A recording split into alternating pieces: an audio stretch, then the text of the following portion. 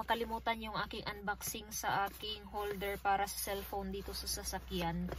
So ito na, i-open natin kung ano yung laman nito at kung kaya ko ba itong i-install dito sa aking sasakyan. Ito na, buksan na natin. May mga screw pala dito. For today's video, may na-receive ako na aking order last Monday yata to na order ko yung aking ilalagay sa aking sasakyan. Itong pang holder sa phone. So matagal-tagal ko na tong sinasabi sa aking asawa na bibili ako nito kasi yung isang sasakyan namin kinuha niya. Yung dati kasi na ginamit niya ngayon doon yun sa isang sasakyan pero wala na kasing holder para sa cellphone yung isang sasakyan kaya nag-order ako online. So ito yung aking na-receive ngayong araw na to. So ilalagay ko to doon sa isang sasakyan para may magamit kami. Iwan ko lang kung bukas yun ang gagamitin namin kasi may lakad kami bukas. Labas muna ako at nagdadala ako dito ng panglinis ng sasakyan. Itong para sa glass, para sa dashboard. At saka meron ako ditong paper towel para yun ang gagamitin ko pangpahid ng parts doon sa sasakyan. At dito ko na nilagay yung aking mga gagamitin. So, yun. Punta na tayo doon sa labas.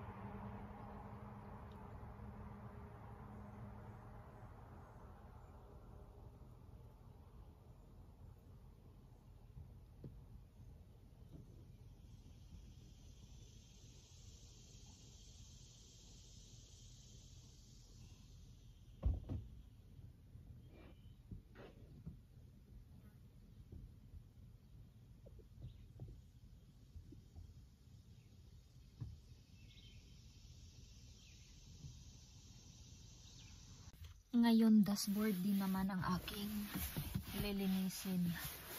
So, mas gustong-gusto ko talaga na malinis yung dashboard. Minsan kasi, pag nagmamadali kami ni asawa, hindi na ako makapaglinis dito. Tapos, pag may mga okasyon din naman na napaghandaan talaga na magbiyahe kami, agad-agad ko talaga na maglinis.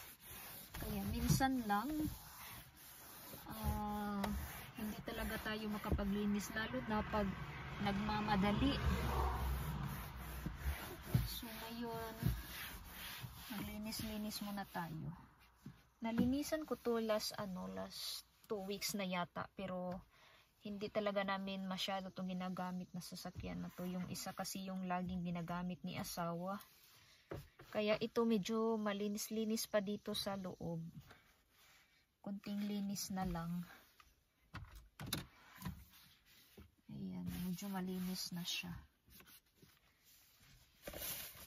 Kailangan talaga na malinis, lalo na nagvi-video tayo para kitang-kita talaga yung ating gustong-gusto na i-video. Pag madumi kasi parang kakainis tingnan, di ba? Naiinis din tayo. Kaya gustong-gusto ko talaga na bago kami lumabas ng bahay, bago magbiyahe, linis talaga sa dashboard at saka yung window, saka yung ibang part din naman ng sasakyan. Para komportable ka talaga pag magbiyahe ka na malinis yung sasakyan. Si asawa kasi gustong-gusto niya gagamitin tong sasakyan na to kasi meron siyang tinatawag nila na cross control. So pag magmamaniho ka ng sasakyan, hahayaan mo lang yung paa mo na hindi aapak sa gas, at kusa na yung sasakyan na magda-drive kung anong speed limit yung gustong-gusto mo talaga. Tapos dito kinokontrol lang niya dito. At iwan ko lang, ayaw ko kasing gagamit nun kasi parang safety pa rin yun para sa akin yung gagamit at aapakan ko yung gas. Kaya yun sila, nasasanay na kasi sila sa cross control. Kaya yun, ayaw na nilang gagamit ng sasakyan na walang cross control. Kaya yun ang gustong-gusto ng mga tao dito. Para sa kanila mabilis, tapos makakapahinga yung paa mo, lalo na pag medyo mahaba-haba yung biyahe. So yun ang kakaibahan ng merong cross control dito. Isiset mo lang siya, lalo na pag ang speed limit ng highway is parang 55 to 70 mph. So i-adjust mo lang dito, iset mo lang at makikita mo na doon sa harapan. So yun yung gustong-gusto talaga nila, pero ako ayaw ko talaga kasi hindi naman ako sanay sa ganun, 'di ba? Habang naglilinis ako dito, kwento-kwento muna tayo about sa bakit ako nakapag-drive dito, at saka wala din akong alam about sa driving. Sa Pilipinas, wala din akong alam, nakapag-try din ako na mag-practice doon, pero hindi talaga gaano ka parang ganon na parang may may gusto ka talaga na mag-drive. So nung dumating ako dito, mga after 1 year, dito na talaga ako naging parang natuto simula nung first na pagdating ko dito. Pinag-drive ako ni asawa ng aming mower dito. Yung mower na parang one turn. Iwan ko ba kung one turn, kasi pag iganon mo siya, forward na talaga siya. So yun yung una kong na practicean dito, yung mower, yung pang putol ng damo. Tapos pangalawa, yung natutunan ko dito, ginagamit ko yung tractor namin doon sa farm. So nakatira kami doon sa farm noon, at hindi naman araw-araw na gagamit kami ng traktor doon. Gagamit lang kami pag maglinis kami sa farm. Pero hindi buong farm kasi maglilinis kami doon sa bahay ng kabayo namin doon before. So before pa yon. Kaya natuto din ako na mag-drive ng traktor. Napaka-easy lang naman talaga. Tapos hindi din ako matakot na mag-drive ng traktor kasi nasa farm walang ibang sasakyan, na dadaan, at saka ikaw lang yung dadaan. Kung pa forward or backward ka, ikaw lang talaga yung nandoon sa farm. So hindi ka matatakot. Hindi katulad ng mag-drive ka ng sasakyan na parang both sides dapat titingin ka talaga kasi yung sasakyan may paparating, may parang nasa harapan mo at saka na meron sa likod.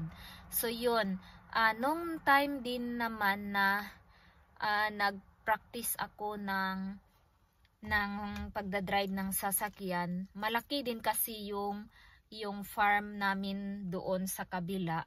Malaki din siya, at saka doon ako natuto na mag-practice ng matagal-tagal sa pagdadrive ng sasakyan kasi hindi naman ako masyadong natatakot kasi ang laki din ng area ng farm na pwede ako makapag-practice.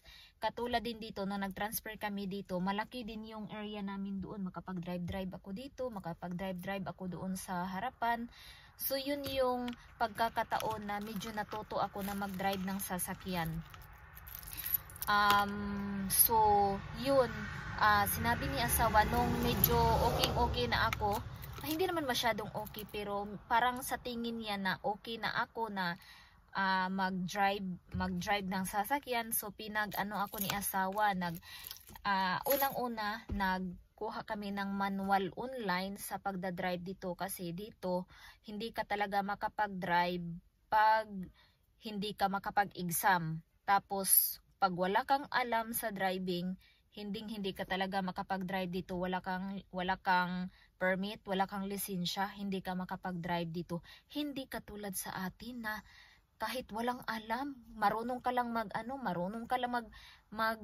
magmotorsiklo, marunong ka lang mag-drive ng sasakyan at walang ibang alam about sa mga sasakyan, pwede ka na makapag-drive doon sa atin, di ba? Dito hindi talaga pwede.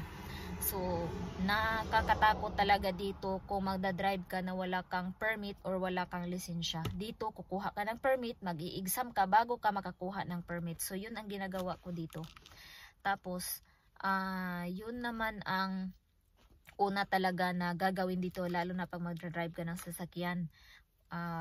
Nag-i-exam ako, dalawang beses ako nag-exam kasi una na-failed ako kasi hindi ko alam yung ibang mga questions, parang nalilito ako sa mga questions nila, at ikalawang beses na nag-take ako ng exam, doon na ako pumasa. So ayun, napaka-ano talaga dito, napakadaming mga chichiburitsi dito, at saka mas maganda talaga dito na marunong ka mag-drive. Katulad namin dito, unang-una namin natirhan doon sa farm, tapos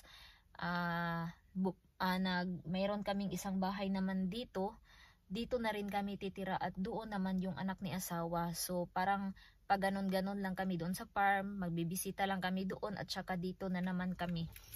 Ayun, dito kasi medyo malayo talaga kami dito sa mga store at sa mga malalaking store, malayo sa mga hospitals. Basta medyo malayo talaga kami dito, hindi mo pwedeng lakarin papunta doon sa store. Kaya kailangan ka talaga dito na matuto kang magmaneho ng sasakyan, matuto ka talagang mag-drive, may lisensya ka. At saka ang napaka-importante kasi dito,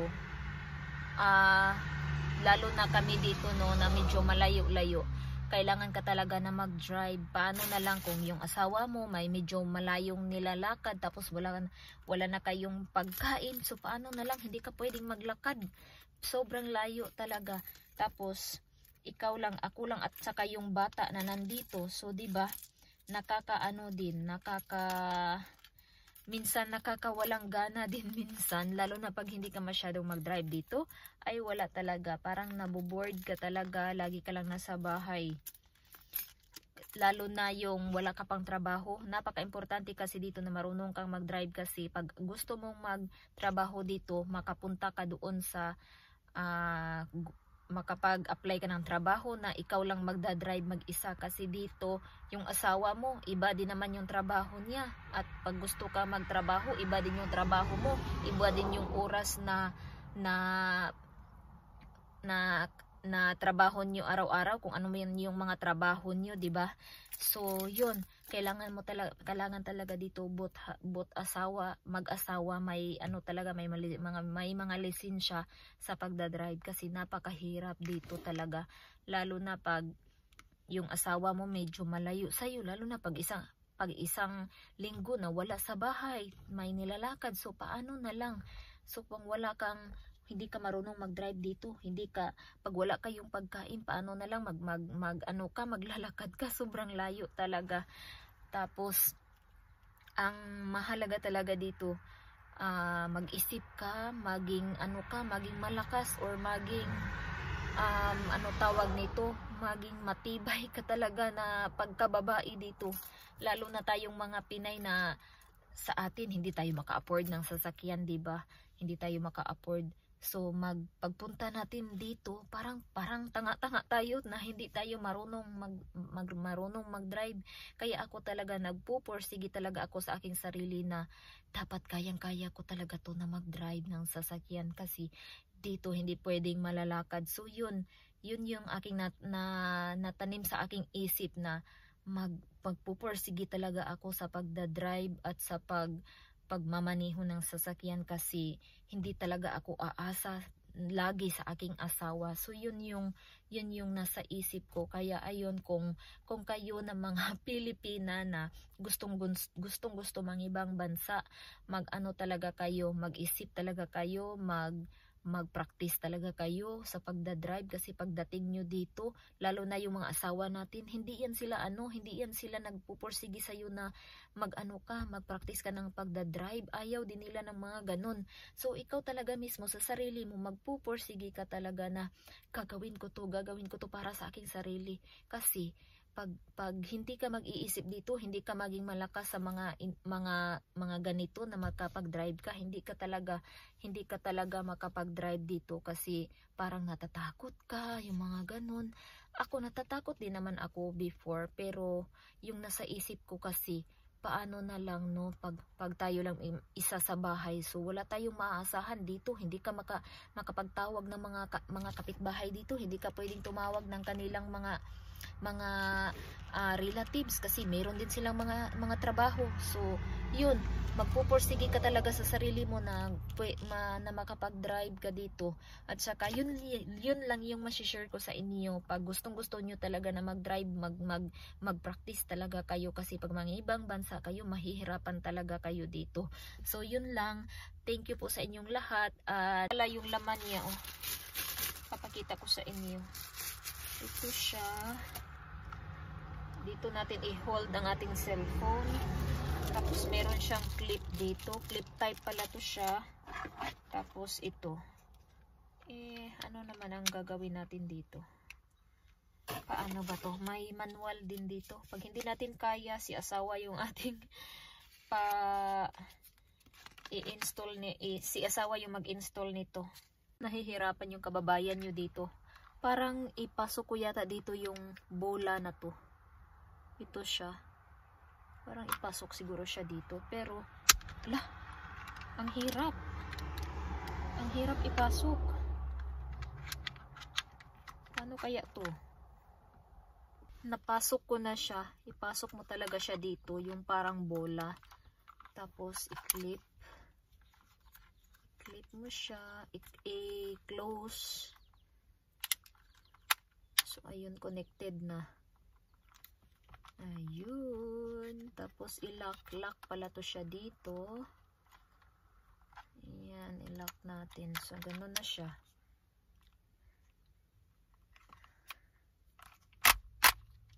Oh, pwede pala siyang maano. Parang pag ganun. Ito yung cellphone mo. Ano ba to? Oh, 360 pala to siya. 360 siya, guys. Pwede siya ganon-ganon. So, di ba? Napaka ganda din ito. Tapos, expand lang siya dito. May clip. Pag i-push mo siya, mag-small siya dito. Parang liliit siya. Pag i-press mo dito, kung gaano kalaki yung cellphone mo, pasok mo lang dito. So, yun pala. Diba? Ang ganda. Wow. Grabe talaga yung technology ngayon, no? Ganda talaga ng teknolohiya ngayong panahon na to. Napaka high-tech na talaga tayo ngayon. Dami ng mga inventions na mga gamit. So, iwan ko lang kung anong gamit nito. Parang clip siya. Parang clip dito. Siguro, pag i-install natin to siya doon sa window. Pero ito kasi siya pang dashboard. So, iwan ko lang paano to. Ano kaya gagamitin ito? Tignan natin dito sa manual. Tighten the nut cover clockwise. Remove the double-sided tape. Okay, select the position.